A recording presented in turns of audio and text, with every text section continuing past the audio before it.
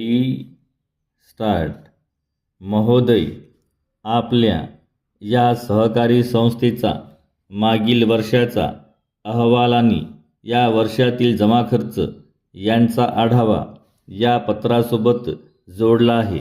तसेच मागील वर्षाच्या जमा खर्चाबाबतचे तपशीलवार विवरण आपणास यापूर्वीच पाठविण्यात आलेले आहे. ते आपण वाचलेच असेल असे मी गृहीत धरतो आणि आजच्या सभेपुढील विषयाकडे वळतो. परिच्छेद. आपल्या संस्थेचा प्रगती अहवाल व जमा खर्चाचा तपशील याविषयी मला प्रामुख्याने एका गोष्टीचा उल्लेख करावासा वाटतो. ती गोष्ट म्हणजे आपल्या सहकारी संस्थेची गेल्या 5 वर्षातील प्रगती. आपल्या सर्वांच्या सहकार्याने आपल्याला जे यश लाभले आहे ते लहान म्हणता येणार नाही.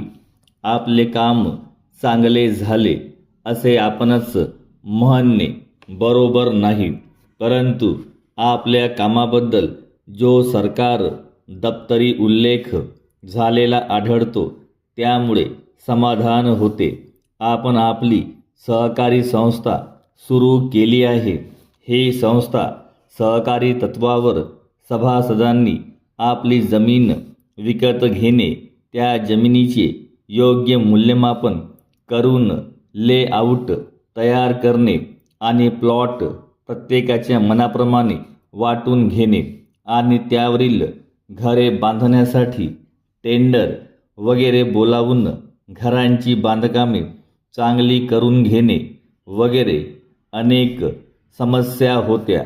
परिच्छेद. आज पावेतो.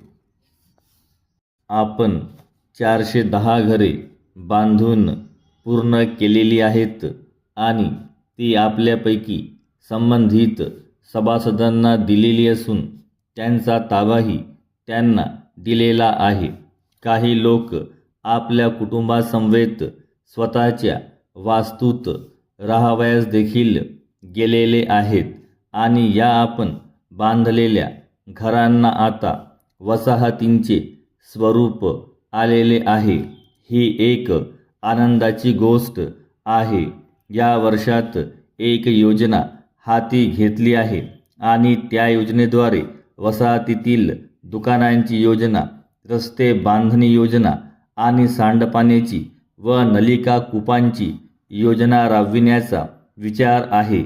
या सर्व गोष्टी झाल्या की आपली ही वसाहत अद्ययावत होऊन मग ती फक्त गृहनिर्माण संस्थाच राहणार नाही, तर आपण सहकारी तत्वावर आणखी काही वसाहतींच्या कल्याणाच्या आणि सोयीबाबत लक्ष देऊ शकू आणि पुढेही प्रगती करू शकू असा मला विश्वास वाटतो. याशिवाय सहकारी तत्वावर चालणारे एखादे सहकारी भांडार देखील या वसाहतीमध्ये चालविण्याचा आमचा विचार आहे आणि त्यापाठोपाठ एखादी सहकारी पतपेढी आणि मनोरंजनासाठी एखादी जागा निश्चित करणेही शक्य होईल. परंतु या सगळ्या गोष्टी करीत असताना सभासदांची काम करण्याची तयारी आणि मदत अपेक्षित आहे. ते सांगणे नको.